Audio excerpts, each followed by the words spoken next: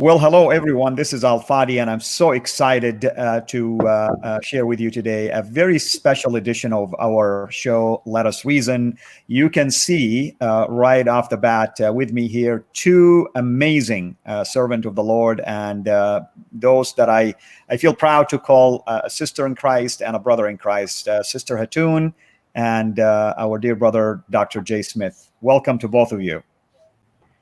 Hello. Hello, Hatun. Peace. Can you hear us? I can hear you. Yeah, it's fine. Very good. Peace of Christ be with you. Sorry. I am hearing echo from one of you.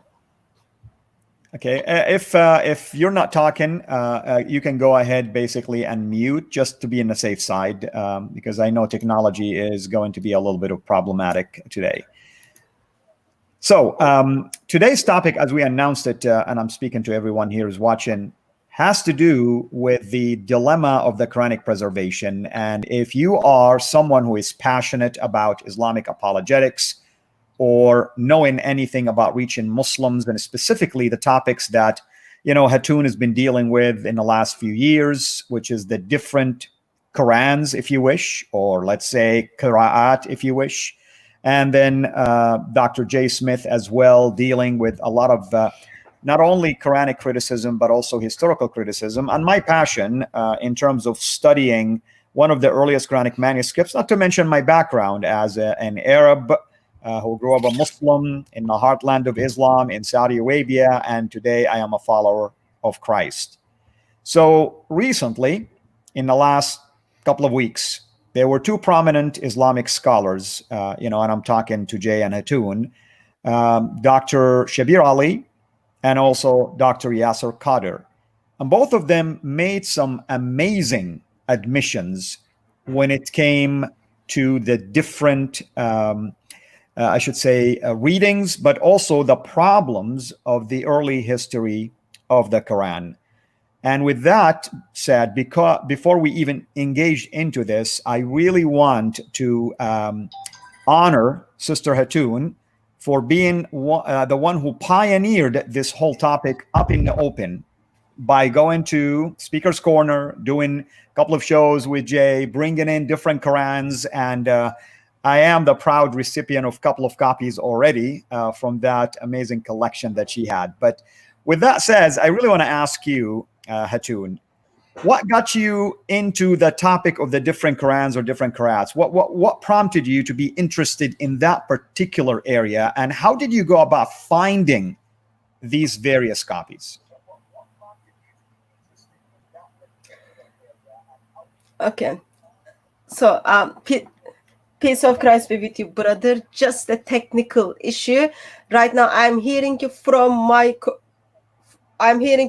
computer, as well as I am hearing from YouTube. So one of you has you may want to mute one of them, Hatun, because that's what's going to happen. If you want to mute one at least, because you won't be able. I don't have YouTube on. Okay, got it. I thought maybe you have it on. All right. Well, let's just keep going. I don't know if anyone is having YouTube open right now. I don't know. Jay? No. Okay. On, sorry. Okay. Keep going, Hatun. We'll deal with it. Yeah. Do you still hear it, Hatun? Okay, I think I don't hear it here. I don't. Okay, I think it's gone now. Okay, sorry about that. I think it's gone. So I was hearing like what we are speaking, and also I was hearing that from. Oh no, it's still on. It's still on. So what I hear YouTube from one of you. But anyway, I think the question was how I got involved with different Arabic Qurans. I think the question was how I got involved with different Arabic Qurans. The way I got involved was by accident. I grew up with learning that there is only one perfect Quran, and wherever you go around the world, the Quran is exactly the same. And when I met with Jay Smith at Speaker's Corner, I hear same arguments from Muslims. And it was a miracle. I end up in North Africa, and by accident, when we were buying Quran from the bookshop, a guy who was selling the book simply said, which Quran do you want? Do you want wash Quran or normal Quran? I never heard by that time. I just like, I'll get the wash Quran, whatever is that. It was less than £1. So I got wash Quran and I brought that to England. Start going through it and noticed actually name is different. There are textual variations in it. I think that was the first time I come across with different Arabic Qurans. And since that was approximately 2015 probably, and today we've got 37 different Arabic Qurans. And one of the amazing thing is now in 2015, even before 2015, the argument was there is only one perfect Quran, all the same. Until last week, still Muslims were making the same claim. Now we get to hear from Muslim scholars, yep, there are the different Qurans. You know, Jay, you also got involved in this, of course, and between you and Hatun, you guys have done a number of YouTube videos, but also tell me about your encounter with this issue at the Speaker's Corner. I mean, I remember the first time both of you went to the Speaker's Corner and you brought these different Qurans with you. I remember it wasn't really well received. If you can just maybe reminisce on what happened. Yeah, I think this was not something that I was really interested in at the time, and Hatun really perked my interest because she was the one that was really finding these different Qurans, and of course she was having other people buy them up at different other countries.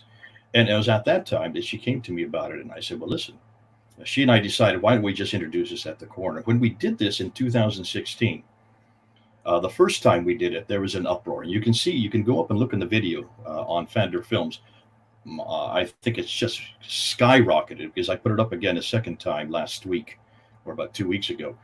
Look who's in the crowd. And look who's actually pulling away the people, the Muslims who were there. It's Muhammad Hijab. Muhammad Hijab was in the audience. He was demanding that all the Muslims leave. Now, he looks a lot thinner there in the video because that was 4 years ago. This is the same Muhammad Hijab who this last Monday, just 5 days ago, had this interview with Yasser Qadi about this very problem. And you could see he's pleading with him right through the video to actually answer this problem, which was created a crisis for Yasser Qadi there in Yale 25 years ago. So it's obvious to me that what Hatun has been doing and what she has been discovering, the fact that we took it and made it public, made it so public, because by 2016, there were cameras. So we had smartphones and we could immediately upload this right up into the internet. The very next day, Hatun and I, after we first introduced it, because there's chaos at the corner. It's an enormous amount of noise, gesticulation. You can see they tried to grab the papers from our hands. They were jostling our cameraman. They were upset. They were angry.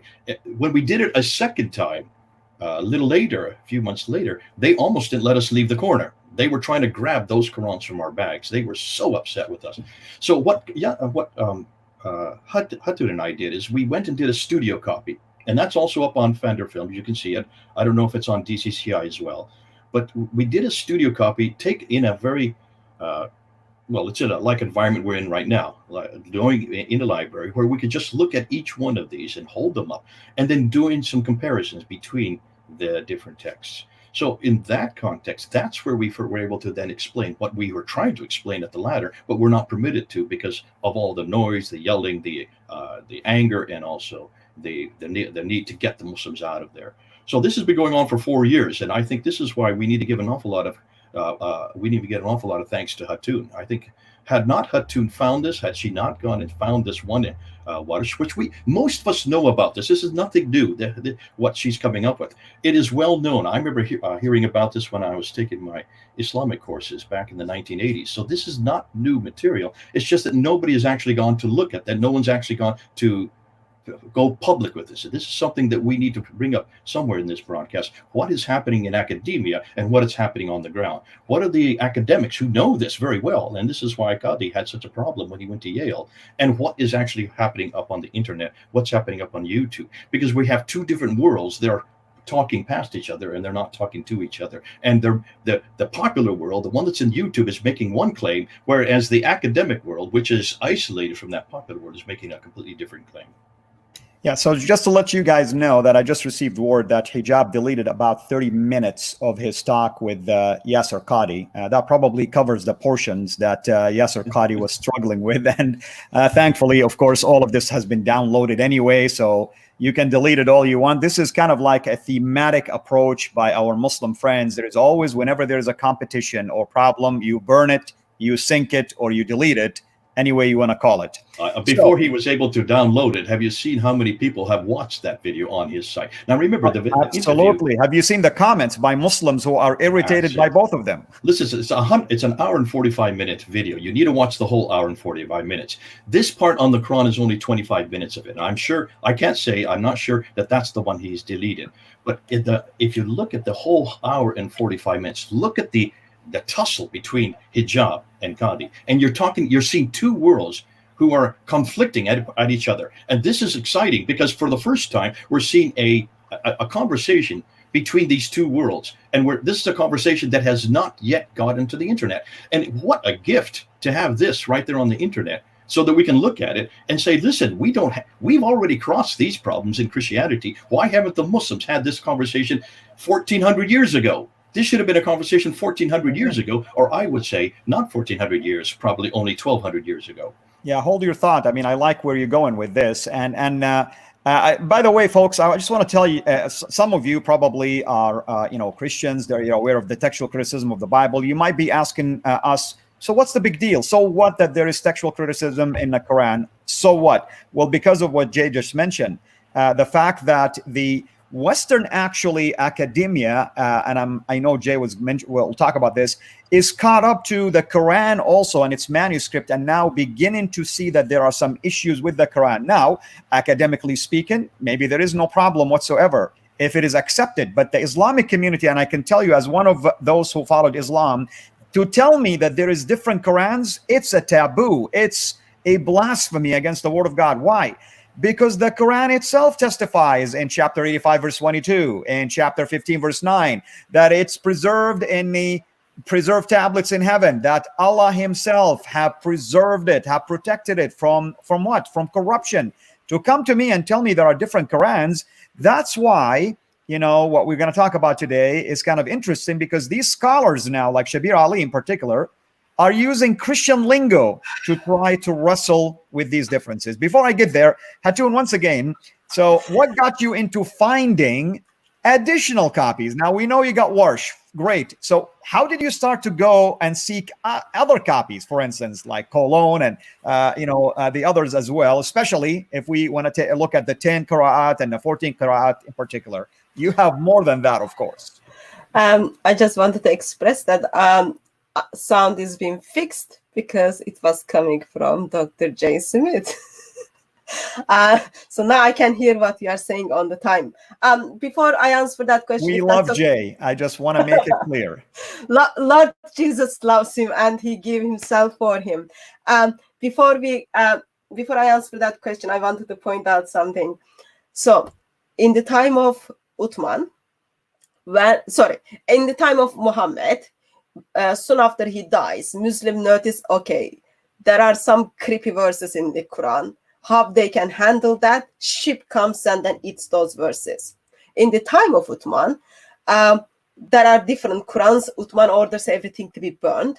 In time of Al-Hajjaj, he destroys all the Qurans. 1924, Qurans goes under the river. 2020, Muslims express something that they should not express publicly. What is one of the way to fix it? You just take out the last 30 minutes of the video so that you pretend it never happened. A very, very Islamic way to approach things. The only difference, Hatun, in our days, we have different platforms and ways to save and preserve. So it's still out there. Yeah. So I got Warsh Quran, and then we start like comparing them, and we had a lovely Arabic sister. She start like pointing out, that's different. And what I've done after that, as I was kind of traveling different part of the world, I was just like start stopping on the shops and then ask them if they had any Qurans. I would ask like which they had, and then buy all the different Qurans. Sometimes I had like couple of same Qurans. Sometimes they were different. And once I figured out, yeah, you can get hold on different Arabic Qurans very easily as soon as you go to the creepy shops in Middle East or in North Africa. I sent message out to some of my brothers and sisters in Middle East and North Africa. And then I said, if anyone come across with something called Qur'an of the Quran, just let me know. From that, some Qurans kind of came with the brothers who live in that part of the world. They just find creeping different Qurans, and then they send them to me. Some of them I traveled, and then you just stopped, and then I bought them. And amazing thing is that one perfect Quran turned out to be 37 different perfect Arabic Qurans. I hear you. Now, just to let everyone know, thank you, by the way, everyone, for being here. Islam Critique, I agree with you. You mentioned that deleting it from his site, speaking about hijab, wouldn't do him any good, simply because everyone has it already. So there is truth to that. And what I want to say also is that me and Sister Hatun, I believe in about probably 2 hours from now, give or take, we will be on her site at DCCI, and we will be critiquing a talk that was recently done by Dr. Shabir Ali concerning the Sana manuscript. Given that I have a passion for that manuscript and I'm doing my studies on it, we are going to analyze his 10-minute video. Whether time allows us to analyze all of it or not, that's yet to be seen, but we will be talking about that. Now, Jay, I want to turn this over to you. And I want you, first of all, Jay, tell us about the most recent development, first by Shabir, and then we want to talk about Yasser Qadi, both of us, basically. Go ahead. Let me just say real quickly, so people are saying that it has not been cut out. I've just gone on to Muhammad Hijab's site. It is cut out. It's down to 1 hour and 16 minutes, so it has been cut out. I've gone on to Yasser Qadi's site. It is still there on Yasser Qadi's site. On his site, it is 1 hour and 45 minutes. So, you know, kudos to Yasser Qadi. He has not cut it out. Maybe he will, but Muhammad Hijab has cut out probably the 25 minutes we're looking for. And I'm thankful, Jay, that you brought this about Yasser Qadi. I really admire people who are honest, at least in their assessment. I mean, whether we agree or disagree faith-wise or view-wise, at least he's honest enough to say it and state it. And I don't think you should be ashamed about it, because these are the facts that are out there.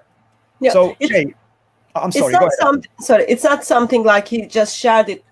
In his book, Intro to Quranic Science, he expressed that there are different Arabic Qurans out there. So he's been talking about it, but because he's not as popular as Speaker's Corner Muslim Missionaries, therefore it didn't get people's attention. Now, Speaker's Corner people involved with their like big followers, now it got the attention of the world, and yeah.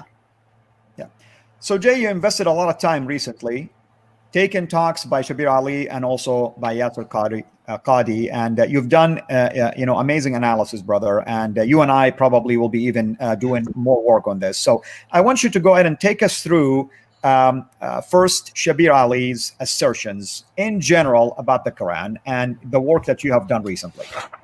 Yeah. Okay. I mean, I'm glad you two are going to be doing this later on, because you need to really unpack it. For those who don't know, this is actually this is the area that Al-Fadi is doing his PhD on.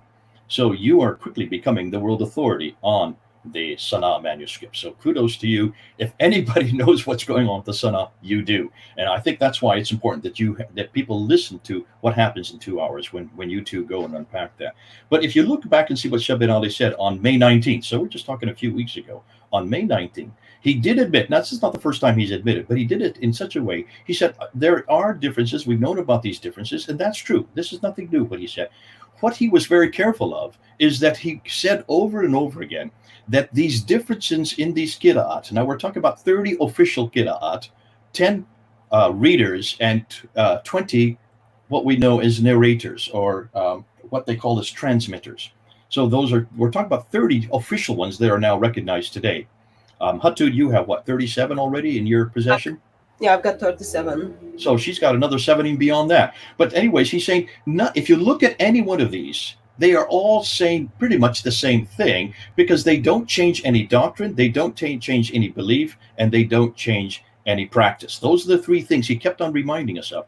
Now, what he's doing, he's taking a page out of our own book. He's doing the same thing we have said about Mark chapter 16, verse 9 through 20, what we said about John chapter 7, verse 53 to John chapter 8, verse 11, what we said about 1 John chapter 5, 7. Those are verses that are well known, about 40 verses in the New Testament that are not found in the earliest Greek manuscripts. And we've said, listen, though we keep them in there, we leave them in there because there's no new doctrine that they add to what we already know. So that's why we keep them in there. But we warn the readers.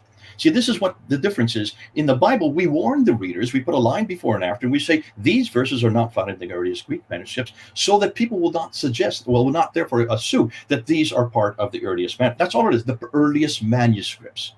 Now, that's what we're willing to say, the earliest manuscripts. Have you ever seen a Muslim say that? The earliest manuscripts. Of course That's a whole nother kettle of fish that Qadi has not answered, that Shabirari has not answered, that you and I are going to go into next week. That's what we'll go into next week. And let's identify, what about the manuscript evidence? Jay, let's define to people, for the benefit of their understanding, what do we mean by early manuscripts? Because I want them to understand. Okay, what Hatun has been working with, the Qur'an, is nothing more than 8th and 9th century dottings, and really, there are three different things that have been added in the 8th and 9th century, from the 8th and 9th century. At the beginning, in the 7th century, when the Quran was first begun, there was only what we know as the skeletal text. If you can look here, I don't know if you can see, this is the skeletal text in black. See what's in black? That's the skeletal text. These are the 22 to 28 letters that are in the Arabic alphabet. But there weren't 28 letters there at that time. There was much fewer, because many, like just a little smiley face like this could be 5 different letters today, but not in the 7th century and not in the early 8th century. In order to delineate what that little smiley face was, that little cup shape, you need to have 5 different dots. 1 above it would be a na, 2 above it would be a ta, 3 above it would be a tha, 1 below it would be a ba, and 2 below it would be a ya, na, ta, tha, ba, ya. So 5 different letters could be delineated from just one little smiley face. But those dots did not exist in the 7th century, did not exist in the early 8th century. They were added in the mid 8th century and then were canonized around the mid 8th century to the late 8th century. So at that time, that you had all of these different readers who then start putting dots all over the place to find many derivations. Look at that mug. My goodness, that fills up her whole face. I know. I tried to get a mug like this big. I couldn't find any. Anyhow, Hatun, I want Hatun, now that she's in full breath, how many differences have we found? Have you just found already by looking at the different dots in the 37 that you have in your possession? Your team, how many tens of thousands of differences have you found just with those dots? But before that, let me just show you something. So this is one of the early Sana manuscripts. Okay, if people are able to see, as you can see. So one of the earliest manuscripts, this is mid 8th century, and it doesn't have the dots. Okay, the ones. Now, Hatun, I want to say something, if you don't mind, because I don't want scholars to jump all over us right here. It doesn't have dots originally, but some later on came into some of these manuscripts and added some dots, recognizing the difficulty in reading. So I just want to get this out there, and at least somebody say, well, you guys are making false statements. I mean, I apologize. I didn't mean to interrupt you. Okay, so the one I am holding is the Quran, which is identified as Sana Musaf, attributes to the Ali, Caliph Ali. In his, dots are not there for the consonantals. But the 37 different Arabic Qurans I have, I haven't went through them all. The ones I went through is over 93,000. Now, repeat that again. Listen to that. 93,000 differences. Why have the Muslims not told us this before? Brother, they don't know. Okay, why is it Hatun's team has found this and no one else has found this? Do you see what I'm saying? Why does it take generous Christian? I love to help people. Turkey in 4 years has found something that for 1,400 years Muslims have never admitted. I say, let me rephrase that, not 1400 years, 1000 years, because these have been known for 1000 years. These have been known since they were finalized by Ibn Mujahid in the 10th century in 936. These 7 ahruf, that's just 7 of the ahruf, were finalized in 936. That's the 10th century. Yet now we're now in the 21st century and no one has mentioned this publicly. So can you see why Qadi is having such a dilemma here? Because absolutely, and I want to we're say forcing this, them to say this. I want to say this, Jay. I mean, here's the interesting part about the early Islamic studies is that there are sources, Islamic primary sources by somebody like Ad-Dani or Ibn Abi Dawood. They wrote books called Masahif, Qur'ans, plural, not one. They reported readings that were known to them in those days, whether it's attributed to Ibn Mas'ud, Ubay, or Ali, or Ibn Abbas, or Zayd ibn Thabit, or others. But the problem with our Muslim friends, they don't study textual criticism of the Quran. It's a taboo thing. I never studied it. I never been exposed to it. I've always been told about the 7 ahruf. Even the 7 ahruf, or the 7 qira'at of Ibn Mujahid, he decided that based on a basically questionable hadith tradition that reported the idea that there were an incident that took place between Omar and someone, and then later on another, Can we stop right there and just help people talk about what we're dealing with here? Look at the dates. This is something we have not done. We need to do this. Look at the dates of everything you're talking about. Ibn Mujahid is 936. That's 10th century. That's 300 years after supposedly this Quran was finally finalized. Where is he getting his material from? He's getting it from Al-Bukhari in Sahih Muslim. Al-Bukhari died in 870. So that is the late 9th century. We're talking about 240 years after Muhammad. You're finally getting this hadith that says that there are 7 ahruf. The 7 ahruf was only introduced in the late 9th century, 240 years after the fact. So this is all coming from the 8th, 9th century, in the 10th century, for that which supposedly was happening in the 7th century. And most everyone who's listening to us right now, I see there's about 460 people listening to us right now.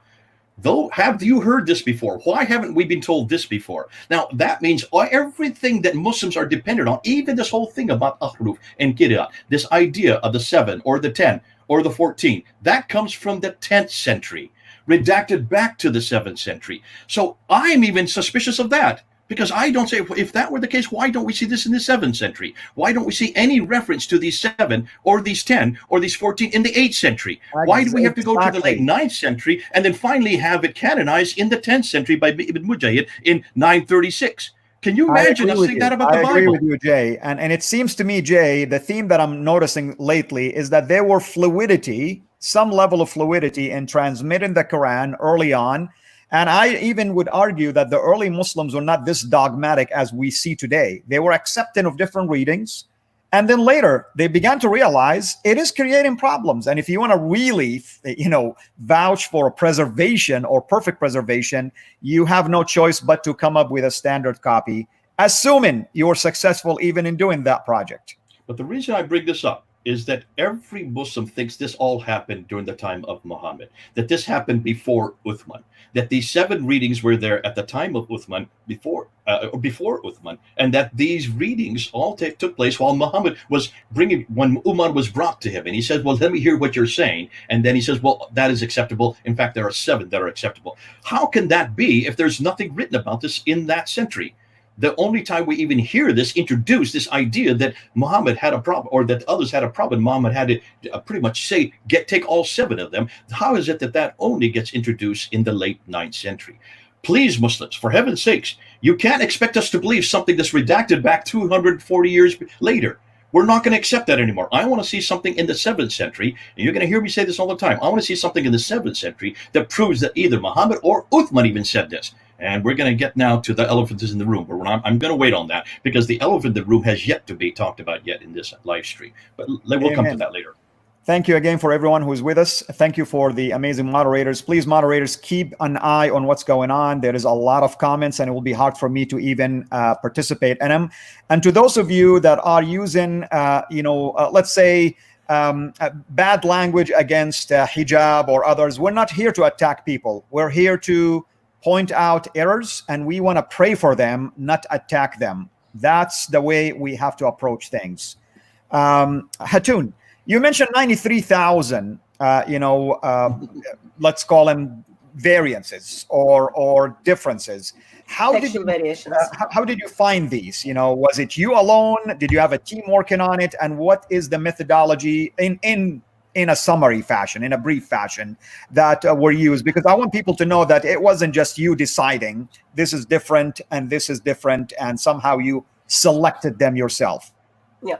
So I am Turkish, and I think my Turkish as good as my English, and I can recite certain things in Arabic, some Quranic verses, but I am not Arabic speaker.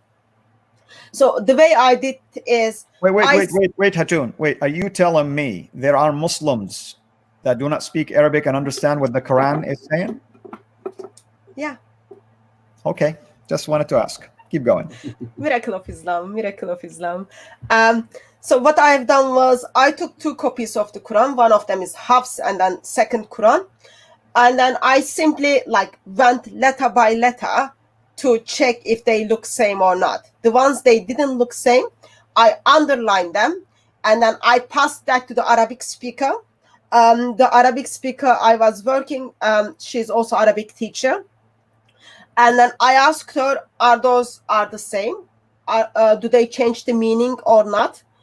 Some of them I found they were just nothing, my mistakes. But some of them we find out they do change the meaning, and we'll check the dictionaries to see what is the dictionary definition of the word as well as what it is. So all I did was just put my glasses on, and then I went word by word compare the 2 Qurans.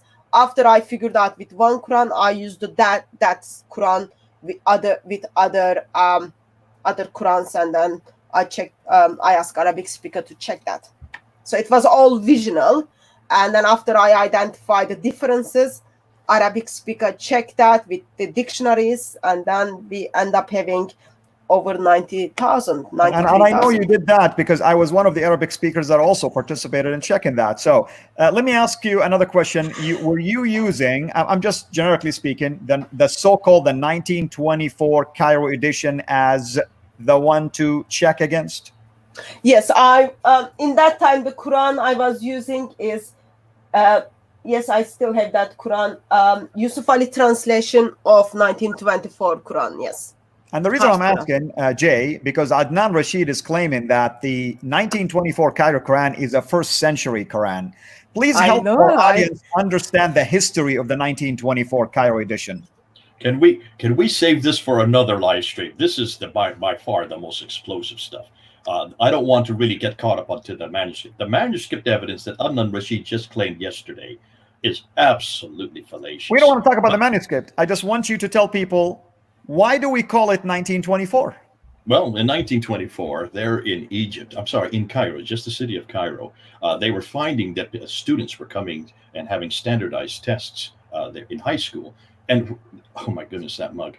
And every time they had these standardized tests, they were noticing that on the Quran, they kept on coming up with different answers. And of course, the problem was they were going to different qira'at. They were using different qira'at. This is nothing more than qira'at differences. So what they asked one of the scholars, Muhammad Husseini al-Haddad, who is there at Al-Azhar University, to look and decide which of the qira'at, which of the readings, this is readings, should be the standard text that they should use for all their schools. And he said the Hafs, which is a student that died in 796.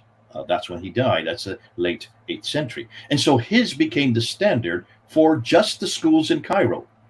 And they took all the other qira'at, the ones that differed with it, took them out into a boat and threw them into the Nile.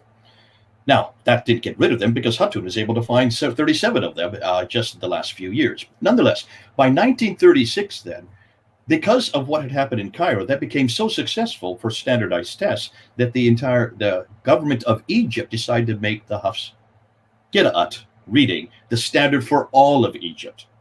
Now, there have been some changes between 1924 and 1936. We won't get into all that. There have been some changes as to what Hafs they were referring to, because there are different Hafs. There's not just one Hafs. That became so successful in Egypt that in 1985, King Fahd decided in Saudi Arabia, since that was so successful in Egypt, let's make this for the whole world.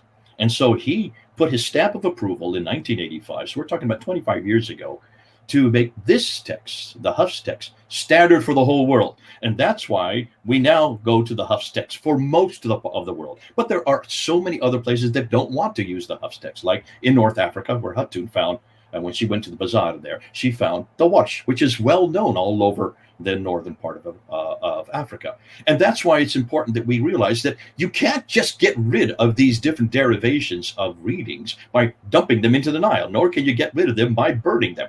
You're going to find them. We're going to still find them. And that's why we're starting to go public. And that's why when we went public in 2016, it caused a crisis of faith for people like Muhammad Hijab, so much so that he had to ask finally this question to Yasser Qadi just last week. But, this is not even the worst thing that's going to come down the pike. That's something we're yet to talk about. And that's where Adnan Rashid should have kept his mouth shut yesterday. Bless his heart. He knew that Qadi had made a mistake, and Qadi should have not said what he should have said, because, as he said, people don't understand this. This is something for those of us who are much more scholared, talking about himself and others. But then he made a huge mistake by trying to rectify it. But that we can do for later on next week. So let's talk now about first Shabir Ali, and not the talk about the Sana manuscript, which myself and Hatun will be dealing with. But in general, he was talking about the Quran, and in a number of his talks, and I think he did that during Ramadan. And you did address a number of those issues, Jay. So let's talk about that. I mean, what is it that Shabir Ali was saying that you felt was, wow, it's out of this world? We've never heard it before from the mouth of a Muslim scholar, and now we're beginning to see admissions. Walk us through these things. I know, of course, about them. I want the people who are watching to follow along with you. Yeah. I don't think that we have to spend too much time with Shabir Ali, because he's known for this. He's well known for this. This is nothing really new. It's what he didn't say that was fascinating to me. What he didn't say about what you find in Al-Bukhari, volume 6, 509 and 510. If you just read those two pages, which are really, the 509 is referring to 632 edition of the Quran under Abu Bakr, and the 510 hadith is referring to the 652 edition of the Quran under Uthman. So two different Qurans, two different caliphs, 20 years apart. And that's where you go to find out how the Quran was compiled. And what Shabir Ali was trying to say is that these differences, these 7 ahruf, all happened between 632 and 652. That these happened in places that were up north in the Shams and Iraq. He was blaming the Syrians and the Iraqis for coming up with all these different recitations, which is true. These are recitations. And that's why Uthman had to bring Zayd ibn Thabit to get the original Quran that had been compiled in 632 after Muhammad died, had been given to Hafsa, one of the wives of Muhammad, who is the daughter of Umar, the second caliph, to take her Quran from 632 and to rewrite it a second time. Now, this time when you read it, he wanted to rewrite it. He wanted to rewrite it in the Qurayshi dialect. And that's what Shabir Ali was pointing to, the Qurayshi dialect. This is a dialectical difference, is what he was saying. This is a recited difference. My difficulty with that is, okay, if it was recited, then what do you write down? What do you write down that's recited different than any other? In order to write down a recited text, you have to have Dhamma, the Kasra, the Fatha, you have to have the dots, you have to have what we know as, let me get the 3 different parts. You have to have not only the Razm is the same, is you have to have the Ijam in the Harakat. That doesn't make sense in the 7th century. In the 9th century, and when Al-Bukhari is writing this, that would have made sense. But then here's the other problem, he said. Once they did get this recitation into one text, and they made that, then he burned all the other manuscripts. Hold a minute. If they're manuscripts you're burning, this has nothing to do with recitation. You see the problem? You're burning actually paper. You're burning something that's written down on a piece of paper or an animal skin, parchment. That's what Shabir Ali didn't want to talk about. But he did also want to talk about the fact that even this whole story comes from 936. This comes from the 10th century, redacted back onto what was happening. And let me rephrase that. Not just 936. It also comes from 870 from Al-Bukhari. So you got to remember that everything Shabir Ali was talking about was what he believed, what he wanted to believe, that this is all that was happening in the time of Uthman, 652. And I'm saying, no. Come on. You got to, if you're rewriting a text, if you're putting it on paper, and then you're coming up with a completely new text that is even different from the one that was done in 632, 20 years later, and then you have a new text, and then you burn all the ones that disagree, You are burning manuscripts. You are burning scripts. You're not burning someone's tongue who recites it differently. And this is something that Shabir Ali would not talk about. That's one of the elephants in the room. That's just one of them that I like for him to talk about. And I would like to see if he would do a response to that. That I have not yet. I just thought that he put up a response a few days ago, and it's an hour and 30 minutes long. Take a look at that response against me. That's just come out now.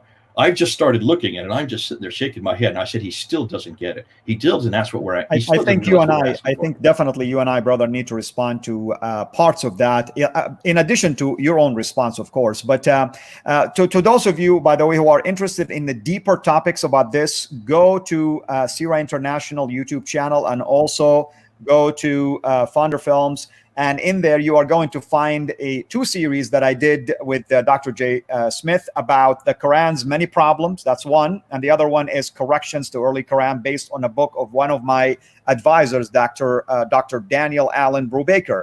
And in there, we did talk about this tradition, the Bukhari tradition, about the Uthmanic collections, the recension, and what happened to it, and so on and so forth. And we show also different examples that Sister Hatun worked hard on compiling these different examples. Now, here is what was interesting, by the way, about Shabir's talk. And I want to just add a few things from my own background. And then we're going to jump into Yasser Qadi, and we want to invest the rest of the time on that. He stated that the Warsh text is slightly, and I want to emphasize, slightly different text based on a slightly different readings, and mostly corresponds on what is being read in all over the world. I think he meant the Muslim world, probably. In other words, Shabir Ali is saying, really, truth, this is what I hear him saying, truth is relevant. You can read it however you want, but it's still the same, technically speaking. Now, I'm going to show a couple of examples of why there is a lot of holes in this. And me and Sister Hatun did a talk during Ramadan about fasting and some of the readings, a problem in the readings of the Quran between Hafs and Warsh. And here is the issue that we discovered, basically.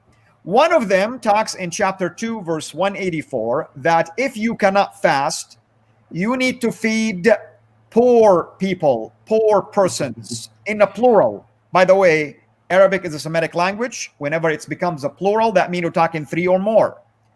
And the other reading says you only need to feed one poor person. Now, Shabir Ali says it doesn't impact their doctrinal issues. I would argue that Shabir Ali doesn't either know what he's talking about, or he is just intentionally trying to water down the damage. Islam is a religion of works. You earn good deeds. Feeding three or more is different than feeding one.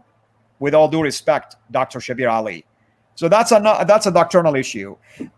Jay addressed an issue which I thought it was brilliant in his own response to Shabir Ali when he talked about, actually I'm going to talk about two. Chapter 1, verse 4 of the Quran, Surah Al-Fatiha, talks about Allah basically being the king over the day of recompense, or the owner of the day of recompense, Malik or Malik. What I would argue that there is a third also reading that no one wants to talk about, the reading of Abu Hanifa, the founder of the Hanafi school of Sharia, where he says malaka, meaning gained possession of the day of recompense. Wait a minute. If God gained possession, who did he take it from? Who was in charge of it in the first place? That's a doctrinal issue. I remember Ijaz Ahmed hitting the roof when I mentioned it in one of my Facebook, basically, comments. He just couldn't believe that there is something like this that I'm trying to propagate, he says.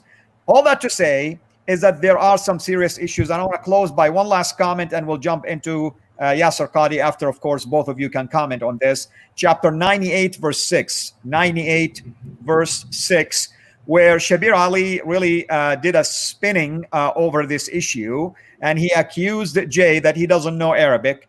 The word really has to do with the fact that describing Christians and Jews are being the vile or the worst of creatures.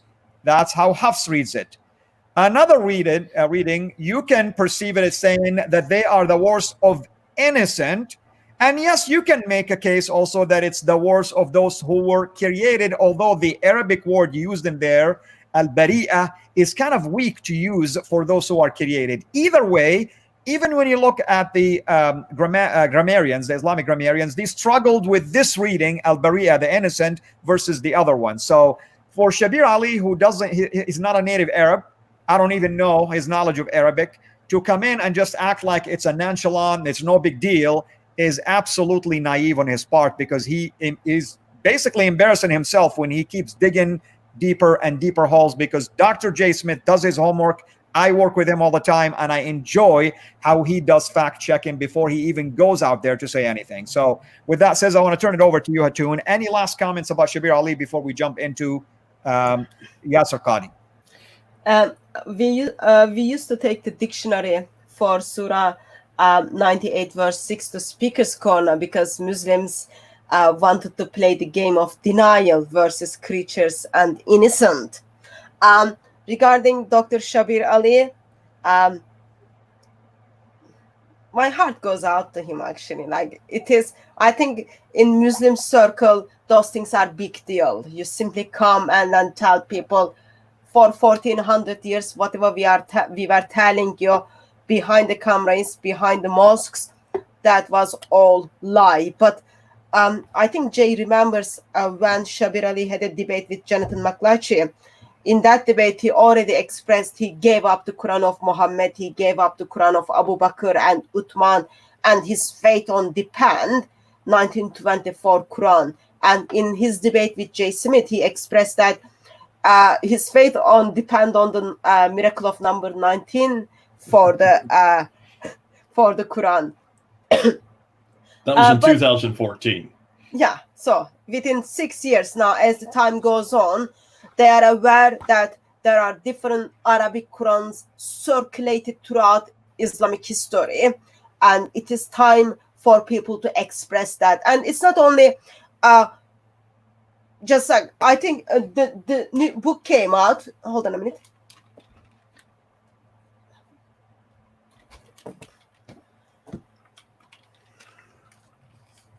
The book came out a couple of months ago, which is like Birij's translation of the 10 Qur'an of the Noble Quran. This is simply giving you over 4,000 textual variations within the different Arabic Qurans, but the ones which change the meaning of the word.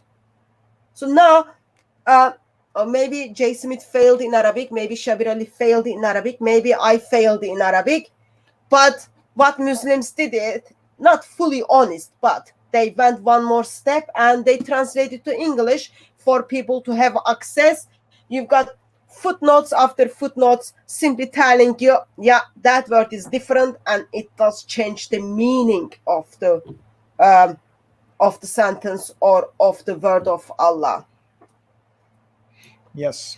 So, Jay, let's talk about Yasser Qadi. It was back, I think, in June 8th when he was, I believe, in that interview that you were referring to with, what's his name, Muhammad Hijab.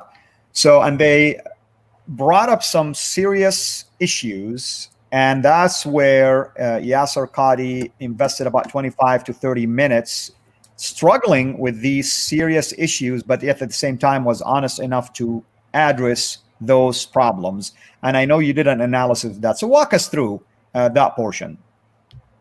Yeah, and you all need to watch it. Go look at it. I mean, you can't go and hit Muhammad Hijab's fight anymore. It's not there. But go on Yasser Qadi's site. It is all there. Look and see how we unpacked it. I unpacked it. Yes. Hatun, did you unpack it at all in your site? We did put the video up, yeah. But did you analyze it or look at it? No, we did. We didn't look at it. We just put the video up. Okay, David Wood and Tony Costa also did 2 hours on it. I haven't looked at it to see what they did, but look and see what's happening. And what you're seeing here are two different worlds colliding. One is the academic world, which is Yasser Qadi's world, and he is by far the more honest. Give him kudos, and I think, bless him, that he is the one that actually is struggling with this. He knows it because he's grown up here. He's from Houston. He's from America. He went to Yale, did his PhD at Yale, and that's where he came across, from what he's telling us, that's where he came across all these questions. These are simple questions. These should not be, he shouldn't have had to wait to go to Yale University to do a PhD to hear these questions. And he had a crisis of faith. So how did he deal with that crisis of faith? He explained it there in the video. He just went back on his mantra. The Quran is eternal. The Quran is the word of God. The Tawatiyah, we understand it. We accept it. We don't have any question about it. And then he made a very interesting claim. He says, and basically he was just saying what he did. We in Islam, we have such a respect for the Quran that we have a red line that we don't go beyond. We never go beyond that red line. Wow, what an admission. And that red line, the academic world has. The academic world doesn't have that red line. Now, see, we're part of that academic world. Hatun, you are. Certainly you are, Al-Fadi. I am. I've got my doctorate. You're getting your doctorate. Hatun has spent, I don't know how many years working on this. We are the academic world that is now asking that, but it's not just us. They were asking that 25 years ago at Yale. What are you going to do with all these different derivations? What are you going to do with all these different Qurans? How can you say there's only one Quran? Now, his answer was, we don't ask that question. We don't ask that question. We don't go beyond that red line. The problem is, and he turned to, you can see his frustration with hijab. When hijab was saying, I want you to give an answer. I have a blank piece of paper here. What Quran are you going to write on that blank piece of paper? Is it going to be Hafs? Is it going to be Warsh? Is it going to be Al-Duri? Which one of these is it going to be? And he didn't want to answer that. In fact, he struggled. Al-Qadi struggled. And he said, I cannot answer that in just a 20-minute soundbite, but take my class. Just take my class and you'll get the answer.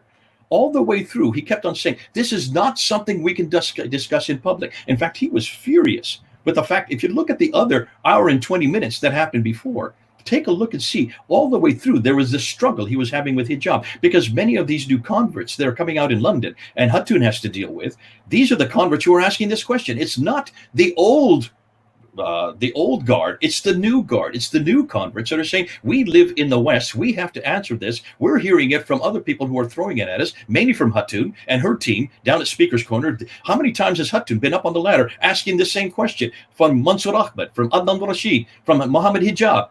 And they won't answer this question. So that's why Muhammad Hijab has come to Yasir Qadi last Monday. We're just talking about 5 days ago. And he wanted Yasir Qadi, who is considered to be one of the most respected clerics in the world today, to please give him an answer. And Qadi started shaming him and started castigating him and said, do not ask me this. I do want to ask this. Take my class and I'll explain to you, but don't ask me this in public. This is something I cannot answer in public. Now stop and think, hold on a minute. This was a crisis for him 25 years ago. In Yale. 25 years later, he still doesn't have an answer. He could not answer Muhammad Hijab in that interview. And with all of us looking, he could not answer that. Now, to me, that is hugely revealing. And that is the problem with academic Muslims. Yasir Qadi is in a dilemma right here. Shabir Ali is in a dilemma right here. They dare not answer this, because if they dare answer this, they're going to be hanged and quartered by all the millions. This is not just a few. We're not just talking about a few academics that live in America or live in Europe. We're talking about 1.8 million Muslims that disagree with Yasir Qadi. We're talking about all the Muslims that Muhammad Hijab answers for. Muhammad Hijab has a huge following. I think he has about 227,000 followers, subscribers just on his YouTube channel. Yasir Qadi has 336,000. These are huge followings. We have nothing of that size in Christianity, of those working in Islam. These are people who are hanging on to everything they say. These are people who are absolutely dependent for everything they say, because their faith rests on what these scholars are saying. And when you have one scholar on one side who's an academic, who's actually saying, I have to answer to the academic milieu, I have to answer to this, and I don't want you to bring this up. And who are you to ask me this question? And how dare you, your converts, bring it up and actually put it in public and get me embarrassed? Because I don't have an answer. And remember, twice, Muhammad Hijab had to put out his hand and said, I have a blank piece of paper. I want you to tell me, what are you going to write in there? Finally, look and see what his response was. At the end of the 25 minutes, what did he say? Did you see? Did you watch? Do you remember what he said? They are all the Quran. Every one of them is the Quran. You can see this is not what he wanted to say. He was forced to say that, because what he has just done, he has basically said what no other Muslim will dare say, because Muslims can't say this academically. They can't say they're all the Quran, because already Hatun has found 93,000, and just her team has found 93,000 differences between these 37. Well, actually, it's only 23 she's looked at. She hasn't even taught. She has another 13 to go. And there's going to be many more thousands, probably hundreds of thousands. So can you see the difficulty that the academics have? And see that, remember what he said there. You don't realize that you in the East, and he's talking about the East versus the West. Isn't that interesting? He talked about the West over here and the East over here. You in the East, referring to Muhammad Hijab, you're still back in the East. You're in the traditional school. The traditional school is still in its little ivory towers. I'm not ivory towers. You're still in your little cocoon, and you're only talking amongst yourself. You're not listening to what we're finding over here in the West. The West is not going to listen to that. Look at the example he said about the emperor with his clothes. What an example. I love that when he talked about the emperor in his clothes. Basically, the West is saying you have no clothes. And that's what I enjoyed about him, the fact that he is admitting that the West caught up with this, and now they're publishing papers. And what really Yasser Qadhi did is what other Muslim scholars who've been studying early Quranic manuscript, but they didn't come publicly this way to talk about it the way Yasser Qadhi did. And I'm hoping that more and more will do so. That's why we're thankful for people like you, thankful for my professor, Dr. Daniel Brubaker, who was so courageous to take a different approach and at least bring into the forefront his findings without, of course, saying anything negative in any way, shape, or form. Very respectful, academic, and yet he received, if you remember, attacks from all directions. And now I wonder how people will feel now, because others from within the Islamic community are acknowledging exactly what Dr. Brubaker have told them all along with you, Sister Atun, with you, Jay, and we're thankful to be partners in journey here.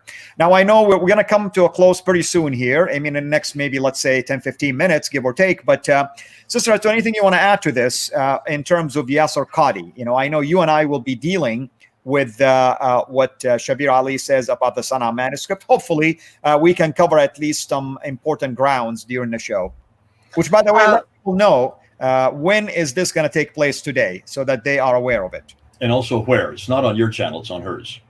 That's right. At 9 o'clock on DCCI YouTube channel. I hope you will be ready. Which is 9 p.m. UK time, London 4 time. o'clock Eastern time, United States. In 2 hours. Very good. Yeah, in 2 hours we will meet at DCCI live stream. Yasser Qadhi is one of the Muslim scholars I am actively following. The reason actually I come across with him was Muslim missionaries from Speaker's Corner. They pointed us to his book, which kind of gives us the science of the Quran. Since then, I do actively follow him. But one of the things is I'm not surprised that much in the Islamic Muslim academic circle. They are aware, yes, there are different Arabic Qurans. They are aware there are the textual variations. Also, they are aware with Surah 5, verse 101 and 102, that you cannot have doubt in your faith. That are the danger of that. Therefore, they have to reconcile with this is by simply pulling back and not asking simple questions. When I think the phrase Jay used was when red line comes, when Yasser Qadhi was pushed for the red line is because Muslims all around the world are now aware of the Sheikh Google. They are all aware of the Sheikh YouTube. So people simply go to YouTube. In Malaysia, where you've got like areas where you live under the Sharia, people simply go to YouTube and then they come across with the arguments Christians are bringing them. So they are saying, okay, those Muslims whom they follow are not able to give them answer. But they need an answer because now they start they meet with something called critical thinking. They're introduced to think critically, even though they know they should not. And then once they start saying, oh yeah, my mother, my father, my imam, my sheikh tells me there is only one perfect Quran. This bunch of Christians who turns out of the blue or pink, they tell me, actually, you've got different Arabic Qurans. And then it takes years, it takes years for Muslims to become public about it. And now what's going to happen is, as we saw on the video, that Muslim missionaries simply pushing a sheikh. I'm sure Al-Fadi, you know this better than me. We do grow up in the idea that you always respect someone who is in the higher authority when it comes to the education or when it comes to the level. The Quran says, do not ask. Yeah, so you can't take your sheikh on to say like, okay, now you have to say, doesn't matter, there are different Arabic Qurans, still we will know what Muhammad intend. Muslim missionaries simply pushed a sheikh to make that public statement. Yet, bless him, he tried to hold for a while, but towards end he was just like, yeah, we would come with some, but it wouldn't be only one version or 10 different versions. So in that sense, it is good, but for me, it is all good because when those videos goes out, when people meet more Sheikh YouTube or Sheikh Google, they will get to know that they have been lied for 1,400 years or 1,300 years. They have been lied, and of course the consequences of this is I cannot trust Muslims, I cannot trust Islam, I need to give up that ideology. That's the part I am interested in, and I would love to seriously say huge thank you to Sheikh Yasser Qadi to helping me out in that, and also Muslim missionaries for bringing that out. It's good for the kingdom. Amen. Now let me turn to both of you in these final, in this final segment. So Jay, what are you planning on doing in the weeks to come? And I want people to be aware of this so they can come and follow the work you're doing, brother. Yeah, as you well know, maybe you don't know this, for those who are new, I'm actually, if you look on Fander Films, I have been since January, for the last 6 months, almost 7 months now, have been looking at the 7th century. I want to look at the 7th century and find what exactly is there. What do we know? And I've been looking for 5 things. I'm looking for Muhammad in the 7th century. I'm looking for Islam in the 7th century. I'm looking for Muslims in the 7th century. I'm looking for the city of Mecca in the 7th century. And I'm looking for the Qur'an in the 7th century. So these are the 5 things I've been looking for. And I'm using lots of help from Mel, from Sneakers Corner. I'm using Murad from the Middle East. These guys have been real help for me to actually do a lot of the, plus I have 2 other people that I am not permitted to name who are also doing research for me. But what's fascinating is in every case, we cannot find one reference so far of any man, book, name, place, or city, and certainly not the Quran, in the 7th century prior to 690. So when I say 7th century, I mean prior to 690. In fact, we're finding just the opposite. But it's the Quran that is probably the most exciting, because I wasn't planning to get to the Quran yet. I was going to do that probably in July and August, where we're going to start going to and really confronting the Quran. We've had to do that because of these 2 pronouncements, these 2 videos that were put up from May 19th and then in June 8th. It just came out. It's like a gift. I mean, God bless Sabiraj for being honest. Thank God for Yasser Qadi for being honest and actually making this, making these admissions. Albeit they're gonna be in a huge hot seat. And he even puts it on his. If you could look on his site, it's called Hot Seat. He's been put on the hot seat and forced to answer these questions. Now, because of that, I'm trying to reverse and really go to the other direction. And that's where you and I are. What we're going to be doing is we're going to start looking and unpacking the Quran. It's a little bit earlier than I wanted to. We're going to start confronting the manuscript, but I'm leaving the Qira'at. I'm leaving to Hatun and others who are much more experienced on the Qira'at. I'm going to the Razm. I want to really confront the 7th century. I'm not interested in the 8th and 9th century. I'm putting away, because everything of this discussion, this whole discussion has geared towards what people are saying in the 9th and 10th century. I want to see what they're saying in the 7th century. I want to see what Quran was there. I want to see if the Muslims can produce one Quran, one manuscript, that is 114 surahs. And this is, listen to all the Muslims who are listening. One Quran that is 114 surahs at the time of Uthman. That's 652. That is exactly like this Quran that I have here, this little Quran that I have here, that is exactly the Arabic, not the English, the Arabic, that is exactly like this. And I'm not asking for Qira'at now. I'm not asking for any diacritical marks. I'm not asking for any dots on it or any dagar aleph. I'm not asking for any vowelization. I don't care about that. I want to see a skeletal text of one Quran, one manuscript that has 114 surahs that can be dated to 652, because that's what I'm interested in. And I hear Muslims saying that they can trace it back textual history. Remember, Hatun, we were on the ladder even just a year ago, and Mansur Ahmad made that claim from the ladder. We can trace the Quran all the way back to 652. Adnan made that claim last night on your channel. He says, yes, we have the entire Quran by 719, by the 1st century AH. I would love to see, even by 719, I want to see one Quran. So I'm now even giving them, I want to see from 652 because they claim that. But they're now going saying, yes, they can produce one Quran, called complete Quran, by 719. That's the 8th century. Muhammad died in 632. We're almost coming up to almost 80 years later. They still cannot produce one Quran, full Quran. But I'd like to see if they can, because they make that claim. So that's where I'm heading. We're going to be start looking, and we're going to be looking at the Husseini manuscript this week. We're going to be looking at the Topkapi. We're going to be looking at the Samarkand, which is in Tashkent. We're going to be looking at the Ma'il manuscript. We're going to be looking at the Sana manuscript, and we're looking at the Petropolitan manuscript. We're going to look at the St. Petersburg manuscript. We're going to be looking at every manuscript that Muslims claim are Uthmanic.